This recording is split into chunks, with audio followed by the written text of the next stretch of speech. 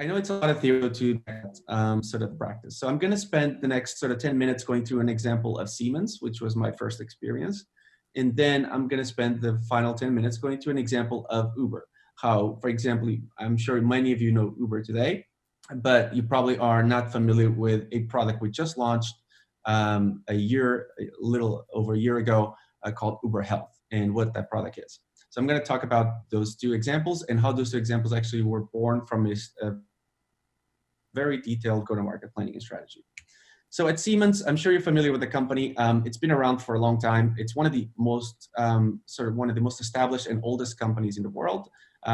This year in 2020, it's about 172 years old, and they employ about 370,000 employees, one of the largest employers in the world as well. So they have a lot of divisions: healthcare, power and gas, energy, digital factory. I was for 10 years in the healthcare division, which is the largest revenue contributor for Siemens. My role was across marketing and strategy and in three different business units. I started off with healthcare and IT services, then I went to molecular imaging, and then finally my last tenure was with ultrasound imaging, the largest medical imaging device market. So here's a little bit of the context and situation where we were when I was hired for ultrasound to lead the marketing and product marketing team. Acusound was a pioneer and innovative ultrasound company that Siemens bought in 2004. When they bought the company, they basically also acquired a lot of their customers. So they had the largest market share in the market, 39% market share. But as you can tell by the graph, in 10 years, their market share dropped significantly, and they lost a lot of their sort of market leadership due to a series of potential,